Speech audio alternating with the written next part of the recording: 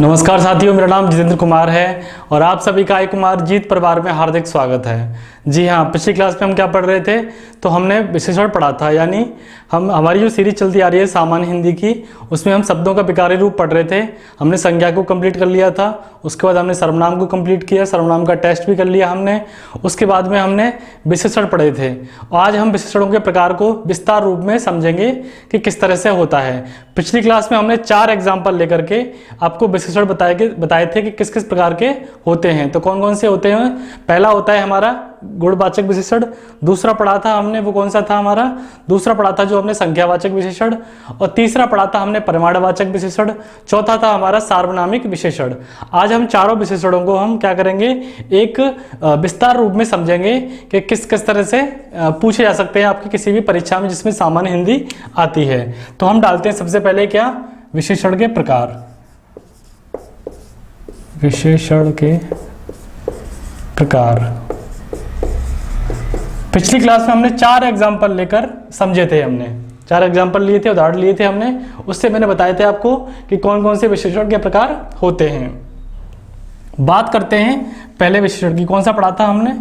तो पहला पढ़ा था हमने गुणवाचक विशेषण, ये जाना था हमने, गुणवाचक विशेषण। दूसरा जो पढ़ा था हमने, दूसरा कौन सा पढ़ा था? दूसरा पढ़ा था हमने संख्यावाचक विशेषण, संख्यावाचक विशेषण, ये जाना था। तीसरा जो पढ़ा था हमने, तीसरा कौन सा पढ़ा था? तीसरा पढ़ा था हमने, जाना था संख्यावाचक विशेषण के बाद में पढ़ा था हमने परिमाणवाचक विशेषण। कौन सा था? परिमाणवाचक विशेषण। और परिमाणवाचक विशेषण के बाद में जो चौथा पढ़ा था हमने, वो था सार्वनामिक विशेषण, सार्वनामिक विशेषण। आज हम इनको विस्तार रूप में समझेंगे कि किस किस तरह से आपकी आगामी परीक्षाओं में पूछे जा सकते हैं। बात करें अगर संख्यावाचक विशेषण की, तो ये भी 2 प्रकार के होते हैं। यहाँ से एक होता है निश्चित, कौन सा होता है? निश्चित संख्यावाचक विशेषण। कौन सा होता है? निश्चित संख्यावाचक विशेषण, ठीक। दूसरा होता है अनिश्चित संख्यावाचक विशेषण। इसको भी पढ़ेंगे हम आज की क्लास में। कौन सा? अनिश्चित संख्यावाचक विशेषण, ठीक। इसके बाद में हम पढ़ेंगे परिमाणवाचक विशेषण को भी। किसको पढ़ेंगे? इसको भी हम 2 भागों में बांट के चलेंगे, 2 भागों में बांटेंगे इसको भी। किसको? परिमाणवाचक विशेषण को। पहला कौन सा होगा? पहला होगा निश्चित परिमाणवाचक विशेषण, निश्चित परिमाणवाचक विशेषण, इसको भी जानेंगे आज की क्लास में। और दूसरा जो इसका रूप है वो कौन सा है? अनिश्चित परिमाणवाचक विशेषण, परिमाणवाचक विशेषण। इसको भी हम आज की क्लास में जानेंगे। क्या क्या पढ़ेंगे आज की क्लास में, आइए देखते हैं। पहला पढ़ेंगे हम गुणवाचक विशेषण, दूसरा पढ़ेंगे संख्यावाचक विशेषण। इसको हम 2 भागों में बांटेंगे, पहला निश्चित संख्यावाचक विशेषण और दूसरा रहेगा कौन सा? अनिश्चित संख्यावाचक विशेषण। बात करेंगे तीसरे विशेषण की, जो है परिमाणवाचक विशेषण। इसको भी हम 2 भागों में बांटकर पढ़ेंगे। कौन सा? निश्चित परिमाणवाचक विशेषण और अनिश्चित परिमाणवाचक विशेषण। इसके बाद में हम पढ़ेंगे क्या? सार्वनामिक विशेषण। इसको भी हम 2 भागों में बांटेंगे। इसको भी हम क्या करेंगे? 2 भागों में बांटेंगे। अब मेरे साथ साथ नोट्स बनाते चलिए। इसको भी 2 भागों में बांटेंगे। एक कौन से होंगे? तो एक होगा मौलिक, कौन सा होगा? मौलिक सार्वनामिक विशेषण, मौलिक सार्वनामिक विशेषण। और दूसरा होगा कौन सा? यौगिक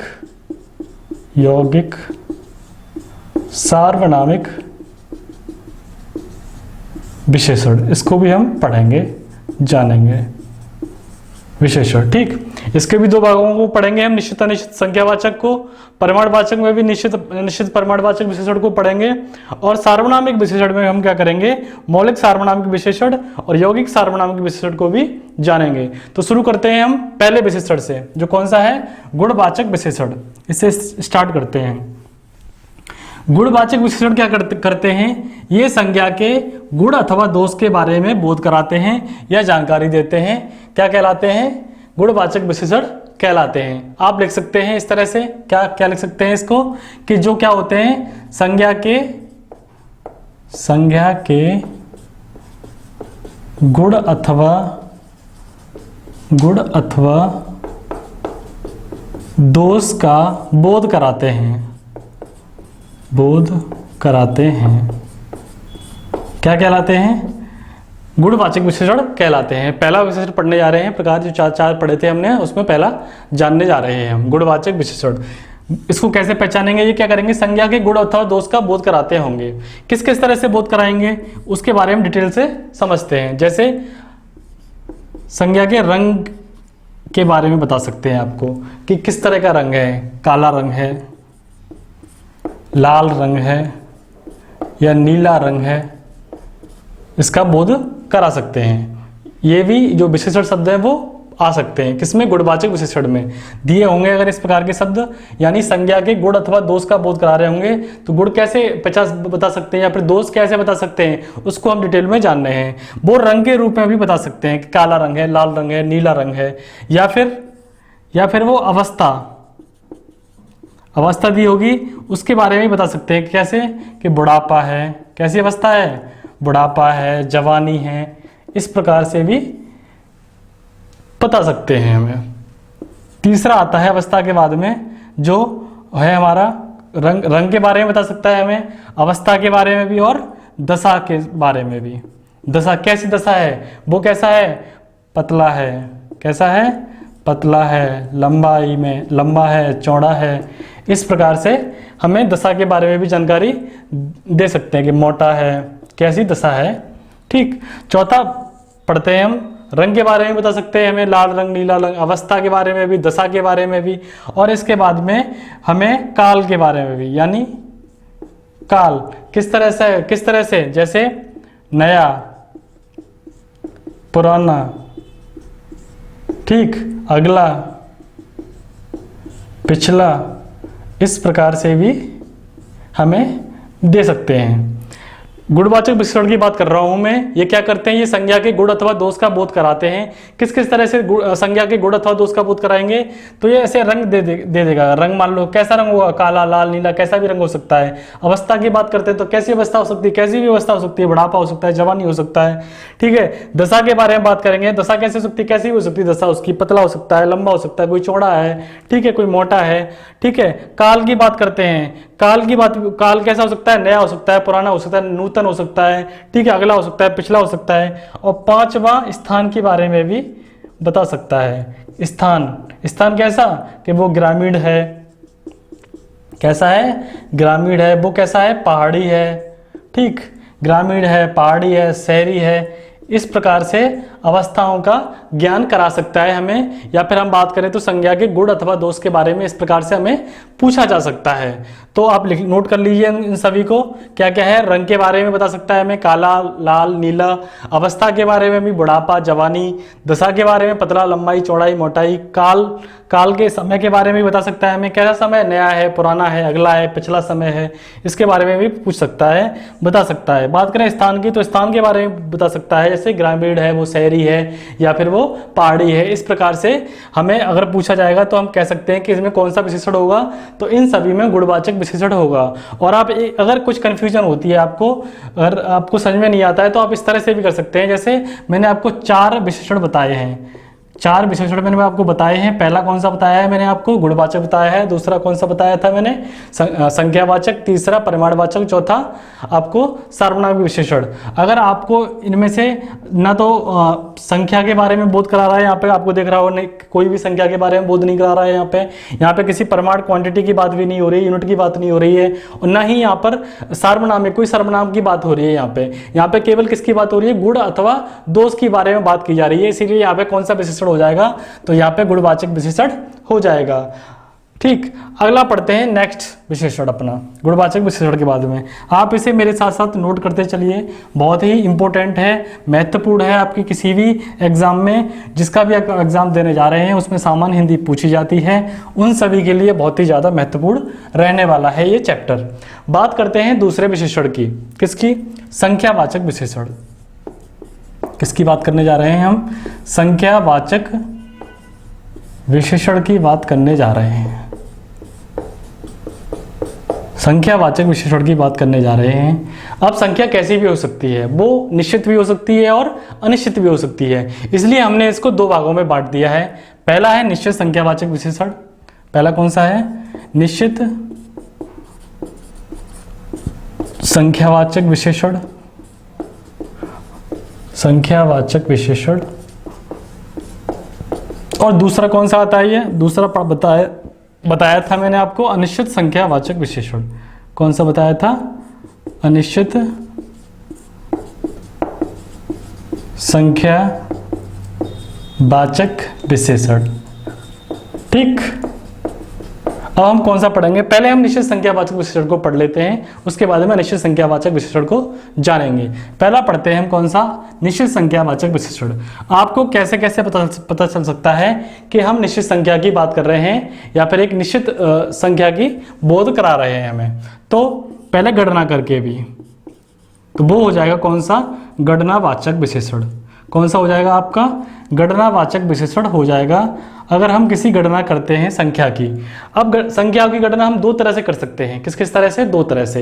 पहले कैसे कर सकते हैं? तो पहले हम संख्या की गणना कर सकते हैं पूर्णांक संख्याओं के रूप में, पूर्णांक संख्याओं के रूप में। और दूसरा गणना कैसे कर सकते हैं? अपूर्णांक संख्याओं के रूप में, अपूर्णांक संख्याओं के रूप में गणना कर सकते हैं।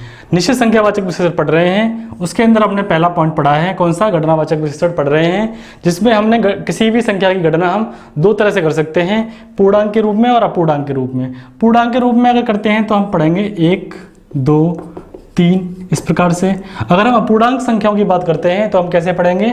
1/3, ऐसे ही पढ़ते हैं ना, 1/3, 1/4। ये किस प्रकार की संख्याएं हैं? ये अपूर्णांक संख्याएं हैं। इस प्रकार से हम गणना कर सकते हैं संख्याओं की पूर्णांक के रूप में और अपूर्णांक के रूप में। बात करते हैं क्रम, अगले उसकी पॉइंट की, तो वो आता है क्रमवाचक विशेषण।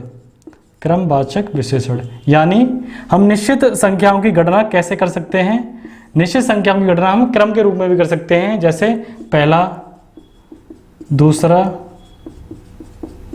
तीसरा, इस प्रकार से भी कर सकते हैं। हम क्रम की बात कर रहे हैं, पहला क्रम, दूसरा क्रम, तीसरा क्रम। इस प्रकार से भी हम क्या कर सकते हैं? निश्चित संख्यावाचक की गणना, निश्चित संख्या की गणना कर सकते हैं। बात करते हैं क्रमवाचक के बाद में जो आता है हमारा समुदाय की बात कर सकते हैं हम। किसकी बात कर सकते हैं? समुदायवाचक विशेषण की भी बात कर सकते हैं। विशेषण। अब समुदाय वाचक की हम कैसे बात करेंगे? हम बोलेंगे समुदाय, एक समुदाय है, दोनों लोग, चारों लोग, पांचों लोग, इस प्रकार से बात कर सकते हैं। कैसे? दोनों, चारों, पांचों, इस प्रकार से भी हम एक समुदाय की बात कर सकते हैं कि ये कैसे हैं? दोनों, चारों, पांचों। ठीक, अगला आता है, वो आता है हमारा समुदायवाचक के बाद में आवृत्ति बोधक। आवृत्ति बोधक विशेषण। हम एक आवृत्ति में भी बात कर सकते हैं। आवृत्ति में कैसे बात कर सकते हैं? आवृत्ति में बात करेंगे, किस प्रकार के शब्द आएंगे उसमें? तो उसमें आएंगे, जैसे मैंने बात की 2 गुना की, या 2 गुना, 4 गुना। ठीक, एक आवृत्ति की बात कर रहा हूं मैं, 2 गुना, 4 गुना, 6 गुना, मैं आवृत्ति की बात कर रहा हूं। तो आवृत्ति भी किसमें जा सकती है? तो वो निश्चित संख्यावाचक विशेषण में ही आएगी। बात करता हूं मैं अगर 5वें की पॉइंट की, प्रत्येक बोधक विशेषण। किसकी बात कर रहा हूं मैं? प्रत्येक बोधक विशेषण की बात कर रहा हूं मैं। ये भी कैसा आएगा? तो प्रत्येक बोधक विशेषण कैसे आएगा? प्रत्येक बोधक विशेषण आएगा, जैसे मैंने कहा हर एक, क्या कहा मैंने? हर एक, या फिर मैंने कहा प्रत्येक, प्रत्येक। तो ये किस में आएगा? प्रत्येक बोधक विशेषण में आएगा। और ये भी किस प्रकार की संख्याएं रहेंगी? तो एक निश्चित संख्याएं रहेंगी। और इनको कौन सा विशेषण बोलेंगे? तो हम निश्चित संख्यावाचक विशेषण बोलेंगे। कौन कौन सा? गणनावाचक विशेषण, क्रमवाचक विशेषण, समुदायवाचक विशेषण, आवृत्ति बोधक विशेषण और प्रत्येक बोधक विशेषण। जो ये निश्चित संख्यावाचक विशेषण के पॉइंट हैं, ये भी किस में आएंगे? तो संख्यावाचक विशेषण में आएंगे। आपको इस तरह से भी पूछा जा सकता है और ये भी आपको ऑप्शन में दिए रह सकते हैं, तो आप इन्हें भी सही कर सकते हैं अगर सही होता है आंसर तो। ठीक, अगर हम गणनावाचक विशेषण की बात करेंगे तो हम पूर्णांक अपूर्णांक के रूप में बात करेंगे। पूर्णांक संख्या कौन सी होंगी, तो 1 2 3, अपूर्णांक तो 1/3 1/4। ठीक है, क्रम की बात करेंगे तो क्रम कैसे बात करेंगे, क्रम की पहला दूसरा तीसरा इस प्रकार के क्रम की बात करेंगे तो हो जाएगा हमारा क्रमवाचक विशेषण। बात करेंगे हम समुदायवाचक विशेषण की तो कैसे बात करेंगे, दोनों, चारों, पांचों, इस प्रकार के समुदाय की बात करेंगे तो कौन सा विशेषण हो जाएगा, समुदायवाचक विशेषण हो जाएगा। बात करेंगे आवृत्ति की, आवृत्ति बोधक विशेषण कैसे होगा, आवृत्ति की बात करता हूं मैं तो आवृत्ति कैसे होगी, दोगुनी चौगुनी इस प्रकार से आवृत्ति होगी। बात करूंगा अगर मैं प्रत्येक बोधक विशेषण की तो प्रत्येक बोधक मीन्स हर एक, प्रत्येक, हर एक लोग, इस प्रकार से भी हम बोल सकते हैं। तो कौन सा विशेषण होगा, प्रत्येक बोधक विशेषण हो जाएगा और इसमें आता है एक निश्चित संख्यावाचक विशेषण में आता है। बात करते हैं अपने दूसरे संख्यावाचक विशेषण के दूसरे भेद की, कौन सा होता है, अनिश्चित संख्यावाचक विशेषण जो होता है। ये बहुत ही ज़्यादा सिंपल है, आपको आसानी से समझ में आ जाएगा। निश्चित संख्यावाचक में इसमें 5 पॉइंट पढ़े हमने। ठीक, बहुत ही महत्वपूर्ण है, नोट कर लीजिए मेरे साथ साथ में। संख्यावाचक विशेषण में दूसरा पॉइंट क्या था, तो दूसरा पॉइंट था, दूसरा टाइप था इसका अनिश्चित संख्यावाचक विशेषण। क्या था, अनिश्चित संख्यावाचक विशेषण। ठीक, क्या है, अनिश्चित संख्यावाचक विशेषण आता है। अब निश्चित संख्या के लिए तो हमने 5 पॉइंट पढ़े थे।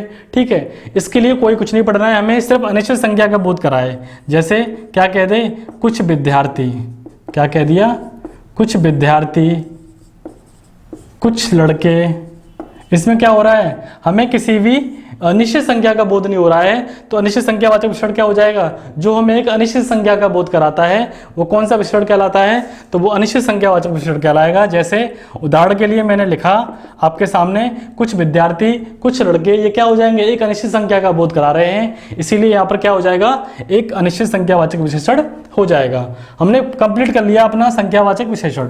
इसके बाद तीसरा विशेषण हमने कौन सा पढ़ा था, तीसरा विशेषण हम जानते हैं कौन सा होता है, संख्यावाचक विशेषण के बाद में परिमाणवाचक विशेषण। कौन सा होता है, परिमाणवाचक विशेषण।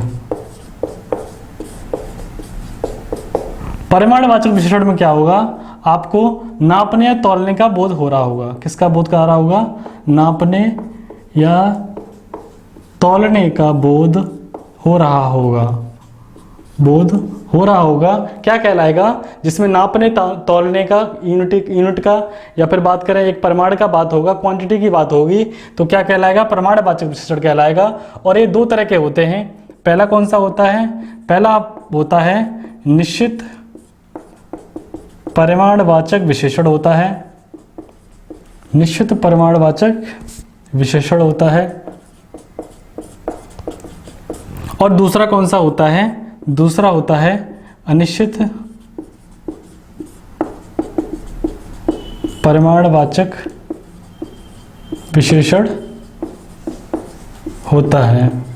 ठीक, निश्चित परिमाणवाचक विशेषण होता है और अनिश्चित परिमाणवाचक विशेषण होता है। कौन सा, हमारा परिमाणवाचक विशेषण। अगर मैं बात करूंगा निश्चित परिमाणवाचक विशेषण की, ये क्या कराता है, एक निश्चित परिमाण की, निश्चित तौल की, निश्चित यूनिट की, निश्चित नापने तौलने का बोध कराएगा। क्या कहलाएगा, निश्चित परिमाणवाचक विशेषण कहलाएगा। वहीं पर अगर कोई अनिश्चित यूनिट की बात करता है, अनिश्चित परिमाण की बात करता है, अनिश्चित क्वांटिटी की बात करता है, तो क्या कहलाएगा, अनिश्चित परिमाणवाचक विशेषण कहलाएगा। उदाहरण के लिए मैं आपको समझाता हूं, उदाहरण के लिए मैं आपको समझाता हूं। अगर मैंने कहा मुझे 10 लीटर दूध चाहिए, 10 लीटर दूध चाहिए, या फिर मैंने कहा मुझे 20 मीटर कपड़ा चाहिए, 20 मीटर कपड़ा चाहिए, तो आपको कैसा बोध हो रहा है, एक निश्चित यूनिट की बात कर रहा हूं मैं, 10 लीटर दूध की बात की है मैंने।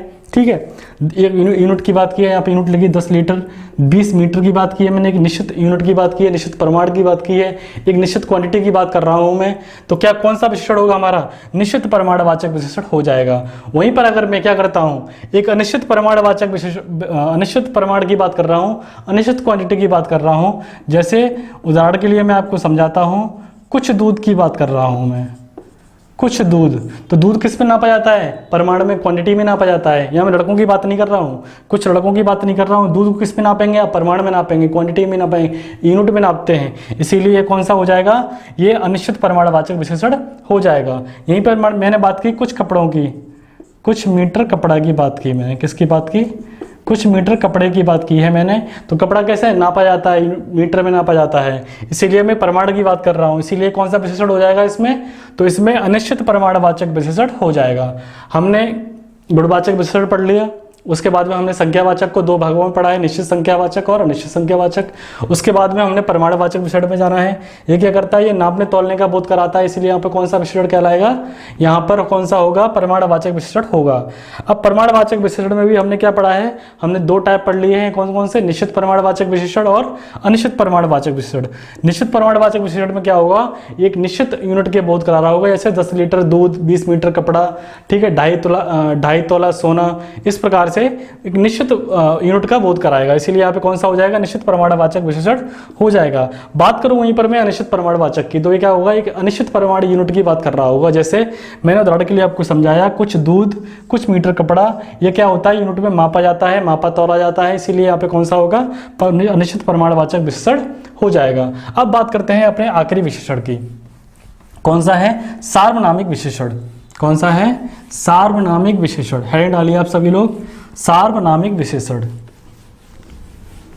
लिखिए मेरे साथ, सार्वनामिक विशेषण। चौथा है सार्वनामिक विशेषण की बात कर रहा हूं मैं, ठीक। सार्वनामिक विशेषण ये क्या होता है? जब क्या होता है? संज्ञा से पहले सर्वनाम शब्द आ जाते हैं का प्रयोग होता है। क्या होता है? संज्ञा से पहले क्या होता है? सर्वनाम का प्रयोग होता है। सर्वनाम का प्रयोग अगर होता है वहां पर, तो कौन सा विशेषण होगा? जहां पर भी संज्ञा से पहले सर्वनाम का प्रयोग होगा, वहां पर कौन सा विशेषण होगा? वहां पर सार्वनामिक विशेषण होगा। ये भी दो तरह के होते हैं, हमने पढ़े थे। कौन कौन से? तो पहला पढ़ा था हमने मौलिक सार्वनामिक विशेषण। दो तरह के होते हैं ये। कौन कौन से? मौलिक सार्वनामिक विशेषण, और दूसरा पढ़ा था हमने यौगिक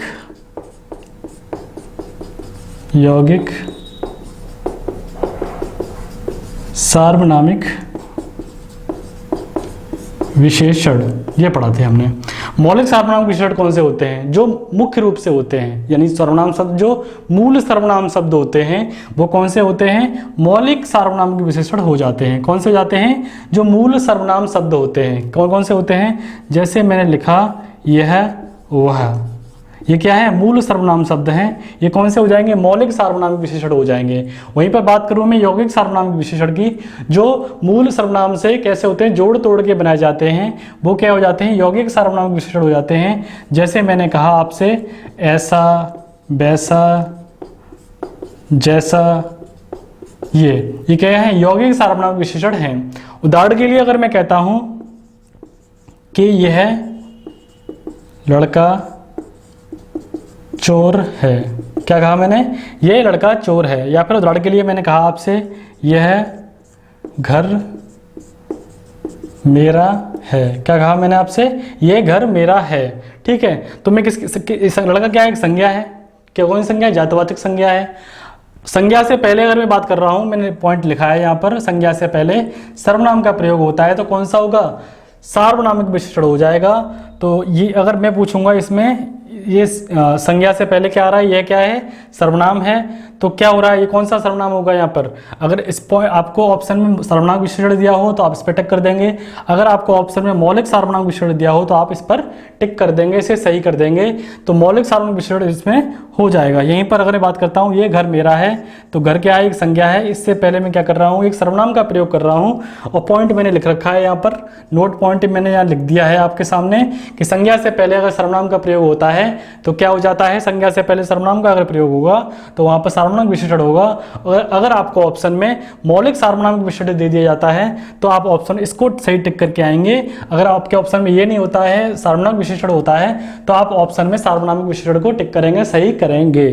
ठीक, बात करूंगा यौगिक सार्वनामिक। तो मैंने कह दिया जैसे ऐसा लड़का है, क्या कह दिया मैंने, ऐसा लड़का है। तो ऐसा क्या हो जाएगा, इसमें पूछ लिया जाए आपको, ऑप्शन में आपके यौगिक सार्वनामिक विशेषण दे दिया जाए तो ऑप्शन में आप इसको सही करके आएंगे। किसको, यौगिक सार्वनामिक विशेषण को सही करके आएंगे। ये थे विशेषण के 4 प्रकार।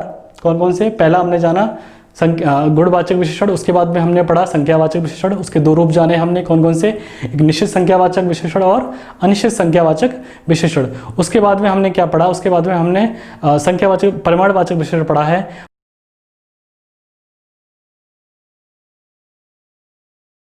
परिमाणवाचक विशेषण को हमने 2 भागों में बांटा है, पहला निश्चित परिमाणवाचक और दूसरा अनिश्चित परिमाणवाचक विशेषण, वो भी पढ़ा। उसके बाद में हमने क्या पढ़ा, सार्वनामिक विशेषण पढ़ा है। उसको भी हमने क्या किया है, 2 भागों में बांटा है। पहला कौन सा है, मौलिक सार्वनामिक विशेषण, और दूसरा कौन सा है, यौगिक सार्वनामिक विशेषण। मौलिक में हमने जाना है जो मूल सर्वनाम होते हैं, यह और वह मिलकर बनते हैं, तो ये कौन से हो जाते हैं, मौलिक सार्वनामिक विशेषण हो जाते हैं। वहीं पर अगर मैं यौगिक सार्वनामिक विशेषण की बात करता हूं तो ये कौन से हो जाते हैं, ऐसा वैसा, इस प्रकार के। ये क्या है, जो मूल सर्वनाम से मिलकर बने होते हैं, जोड़ तोड़ के बनाए जाते हैं, यौगिक सार्वनामिक विशेषण हो जाते हैं। ऑप्शन में अगर आपके सार्वनामिक विशेषण दिया होता है तो आप इसको सही करके आएंगे। अगर ऑप्शन में आपके मौलिक सार्वनामिक विशेषण या फिर यौगिक सार्वनामिक विशेषण दिया होता है तो आप इसको टिक करेंगे, यही सही होगा। ये था आज की क्लास का विशेषण का प्रकार। अब हम जान लेते हैं विशेषण की कुछ अवस्थाएं होती हैं 3, उसको और जान लेते हैं कि कौन कौन सी अवस्थाएं होती हैं, आपसे पूछा भी जा सकता है किसी भी एग्जाम में। विशेषण की अवस्थाएं, उसको भी देख लेते हैं। 3 अवस्थाएं होती हैं विशेषण की, जो डिग्री पढ़ते हैं हम लोग, वही अवस्थाएं होती हैं। कौन कौन सी होती हैं, तो मूलावस्था होती है, उत्तरावस्था होती है और उत्तमावस्था होती है। ये 3 अवस्थाएं होती हैं, आप इसको भी नोट कर लीजिए। विशेषण की अवस्थाएं, विशेषण की अवस्थाएं, ठीक। तो विशेषण की कितनी अवस्थाएं होती हैं, 3 अवस्थाएं होती हैं। कौन कौन सी होती हैं, मूलावस्था, ठीक, मूलावस्था हो जाएगी। दूसरी कौन सी हो जाएगी, उत्तरावस्था, और तीसरी कौन सी हो जाएगी, तो तीसरी हो जाएगी उत्तमावस्था। इनको और समझ लीजिए आप, आपकी क्लास कंप्लीट हो जाएगी। बात करें अवस्थाओं की तो मूलावस्था की बात करते हैं। इसमें क्या होता है, इसमें कुछ नहीं, किसी की तुलना नहीं होती है। इसमें केवल मूल रूप से विशेषण जो गुण दोष है उसके बारे में बात की जाएगी कि वो कैसा है, अच्छा है या बुरा है, ठीक है, कैसा है, मूल रूप से बात होगी, उसके गुण दोष की बात होगी, केवल किसी की तुलना नहीं होगी। जो मेन विशेषण होगा, मुख्य विशेषण होगा, शब्द होगा, उसी की बात की जाएगी। तो कौन सा हो जाएगा, हमारा मूलावस्था हो जाएगी। बात करें अगर उत्तरावस्था की तो उत्तरावस्था में क्या होगा, इसमें 2 विशेषण या फिर बात करें 2 लोगों की तुलना की जाएगी, और दोनों लोगों की तुलनाओं में इसमें क्या किया जाएगा, एक को या तो ज़्यादा अधिक या फिर एक को बहुत ही कम, ये आपको दिखाया जाएगा। तो वहाँ पर कौन सी अवस्था होगी, उत्तरावस्था होगी। जैसे मैंने बात तुलना कर रहा हूँ दो लोगों की, जैसे राम श्याम से बुद्धिमान है, राम क्या है, श्याम से बुद्धिमान है। यहाँ पर श्याम से बुद्धिमान है, यहाँ पर 2 लोगों की तुलना की जा रही है, और एक को क्या किया जा रहा है, ज़्यादा अधिक या फिर ज़्यादा कम, या तो अधिक दिखाया जाएगा उससे या फिर उससे कम दिखाया जाएगा। तो वहाँ पर कौन सी अवस्था होगी, हमारी उत्तरावस्था हो जाएगी। जैसे मैंने क्या, राम श्याम से बुद्धिमान है, तो यहाँ पर एक लोग की तुलना, 2 लोगों की तुलना की जा रही है, और एक को ज़्यादा अधिक दिखाया जा रहा है या फिर ज़्यादा कम दिखाया जाए, तो वहाँ पर कौन सी अवस्था होगी, उत्तरावस्था हो जाएगी। वहीं बात करें अगर उत्तमावस्था की, जो तीसरी डिग्री है हमारी, उसमें क्या होता है, उसमें एक लोग से न होकर के कई लोगों से तुलना होगी, 2 से अधिक लोगों से तुलना होगी, और उसको या तो ज़्यादा अधिक दिखाया जाएगा या फिर उससे कम दिखाया जाएगा, न्यून दिखाया जाएगा। जैसे मैंने बात की कि सीता कक्षा में सबसे अधिक चतुर है, सबसे अधिक चतुर है। यहाँ पे क्या किया, उत्तम अवस्था है जिसकी जो तीसरी डिग्री है उत्तम अवस्था की। यहाँ पर क्या हो रहा है, दो लोगों से अधिक, दो या दो से अधिक तुलना हो रही, दो लोगों से अधिक तुलना हो रही है और उसको एक ज़्यादा अधिक दिखाया जाएगा या फिर न्यून दिखाया जाएगा या फिर कम दिखाया जाएगा। तो मैंने बात की सीता कक्षा में सबसे अधिक चतुर है, कक्षा की बात कर रहा हूँ, दो लोगों की बात, पूरी क्लास की बात हो रही है। यहाँ पर सीता क्या है, पूरी क्लास से पूरी कक्षा से सबसे अधिक चतुर है, जो हमारी तीसरी डिग्री है उत्तम अवस्था, उसकी बात कर रहा हूँ। पहले तीन अवस्थाओं की बात की है विश्लेषण की, कौन कौन सी, मूलावस्था, उत्तरावस्था, उत्तम अवस्था। मूलावस्था क्या होती है, इसमें किसी की तुलना नहीं होती है, सिंपल क्या होता है, गुण दोष के बारे में बताया जाता है, तो वहां पर कौन सी अवस्था होती है, हमारी मूलावस्था हो जाती है। बात करूं अगर उत्तरावस्था की, इसमें क्या होती है, दो लोगों की तुलना होती है और एक को या तो ज्यादा अधिक दिखाया जाएगा या फिर उससे बहुत ही नीचा दिखाया जाएगा एक लोग की तुलना में, ठीक है। तो क्या होगा, उत्तरावस्था हो जाएगा। जैसे मैंने कहा राम श्याम से बुद्धिमान है, या फिर बात करूं मैं राम श्याम से अधिक बुद्धिमान है, तो क्या हुई, कौन सी डिग्री हो जाएगी यहाँ पे, उत्तरावस्था हो जाएगी।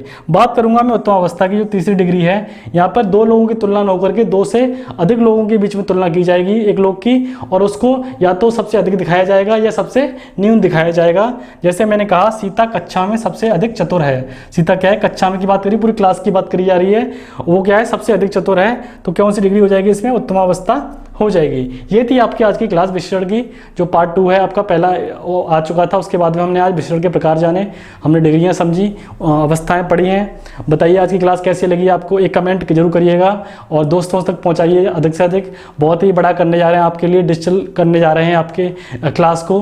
तो मिलेंगे जल्दी ही अगली क्लास में, अगले सेशन में, तब तक के लिए जय हिंद।